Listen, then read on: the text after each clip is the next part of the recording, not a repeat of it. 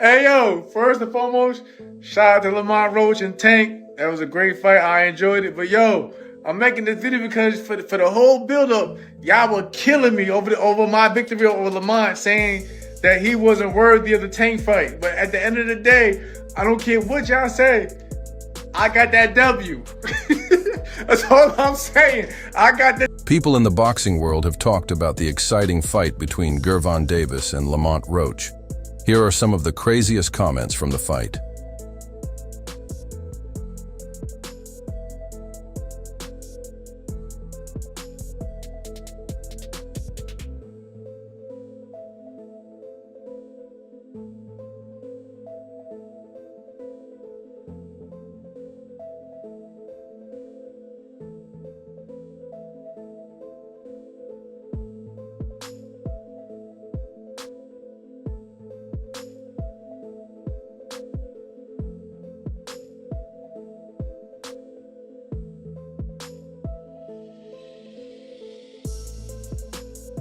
Lamont Roach and Gervonta Davis have fought before as amateurs, which adds another layer to their recent fight. But Davis's father and trainer, Lamont Roach Sr., has seen him become a boxing superstar.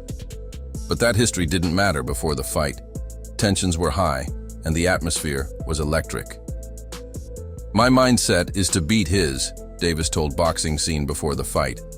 Davis won his title in November 2023 by beating Hector Luis Garcia on the undercard of David Benavides' win over Demetrius Andrade. He successfully defended it once against Fergal Macro on ProBox TV before securing a career-defining matchup with Roach. "Camp is different because I feel like they are counting me out," said Davis. The former undisputed champion said that in today's boxing world, only his close friend Shakur Stevenson and stablemate Keesan Davis, who was recently named to the lightweight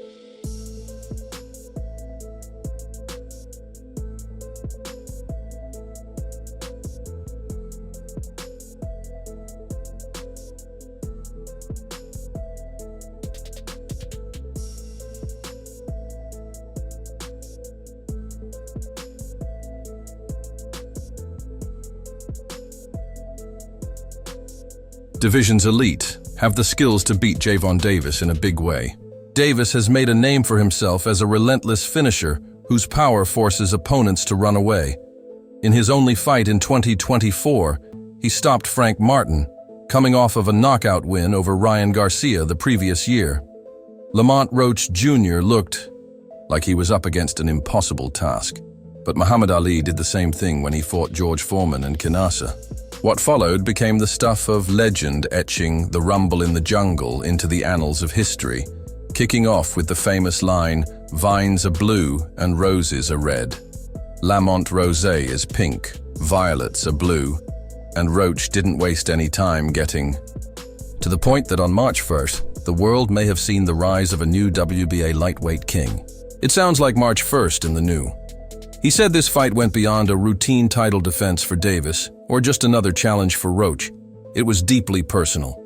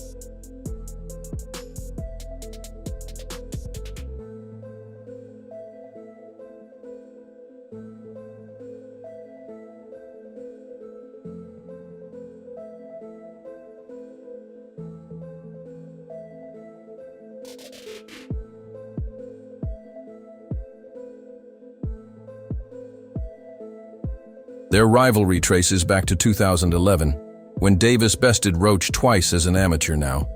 Over a decade later, Roach was hungry for redemption and wasn't afraid to say it.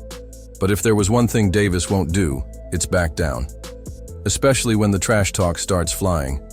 The moment Roach Jr. spoke up, Davis was right there to answer. Answer: roses are red, violets are blue. March 1st. Sounds like a don't worry baby, you'll be home soon. From the hospital, Davis fired back. It didn't take long for fans to flood in with their reactions, from enthusiastic approval to outright dismissal. One thing was certain, they were relishing the playful back and forth before the fight. Terrence Crawford might have thrown a wrench in the build-up alongside Shakur Stevenson and several others rallying behind Gervonta Davis.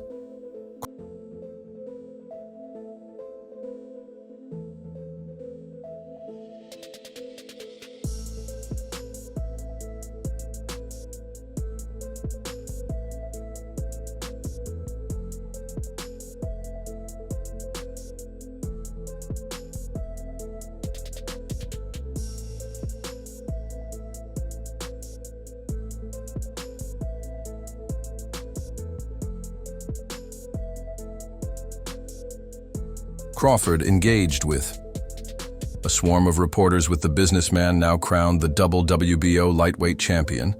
The possibility of a showdown with Gervonta Davis has swiftly transitioned from speculation to chance. A reporter inquired about the prospects of an upcoming title unification. Terrence Crawford simply shrugged and answered whoever, before adding that Gervonta Davis is well aware of the challenges ahead.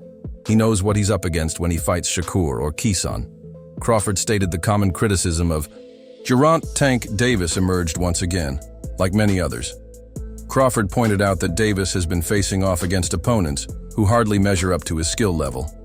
They might have a little skill here and there, but mentally wise, they're not going to be able to keep it up that whole fight. He said so was Lamont Roach Jr. on the anonymous list. Crawford undoubtedly left out the Reaper's name as one of the people who will finally let Tank Davis to taste the bitterness of defeat. Them two guys, Shakur and Keeson right there, you know what I mean, is going to be the ones that, give Tank his first defeat, the Nebraskan concluded. Top 5 thing. A lot of people agreed, a lot of people disagreed. Tank said I was a meat lover. He came in, he was like, oh, this guy, you a meat lover. But Tank would never even think about hesitating to come up to 154. All right, what about 47 though? Yes, if he get to pick his opponent. If Tank get to pick his opponent, he would do it. But Tank would never come from 35 to 54.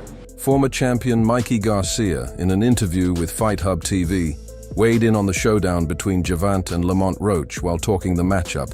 Garcia also revealed why the idea of Davis eventually facing Shakur Stevenson doesn't spark much enthusiasm for him. Despite that, a potential lightweight unification clash between Davis and Stevenson remains one of the most unpredictable and intriguing bouts in the sport, Garcia said. Before the fight, I think Tank is one of the very best fighters.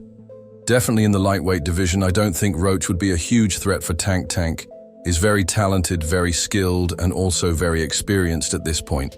Now he's fought and seen pretty much every style there is, and his power is tremendous. Where he has that knockout punching power and he has the confidence to do it. He further added it's hard to go against Tank again. Not to disrespect his opponent Roach, but I think Tank is a beast and he's been proving it every fight.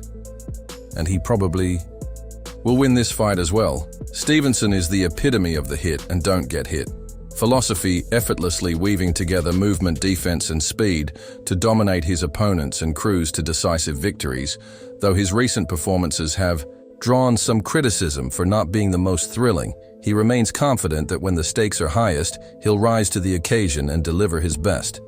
Mikey Garcia said, I'm actually not a very big fan of that fight. Now, I do believe Shakur Stevenson is a great fighter as well. He's got the skills, he's got the talent.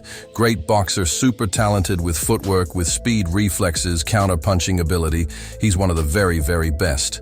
But I'm not a fan of that fight because Shakur Stevenson is the kind of fighter that he's going to fight his fight regardless of what the critics, the fans, or anybody want to see. Winning is winning for him. Garcia further stated that as a fight fan, this approach did not appeal to him. While he respected Stevenson's skills as a fighter and gave him full credit for his abilities, he personally preferred to see other matchups.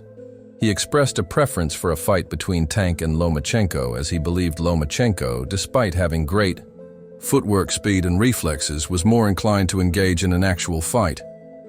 He said Shakur Stevenson's going to be a dull, not as exciting of a matchup. And I think that's why he's going to have a tough time getting some of these big fights until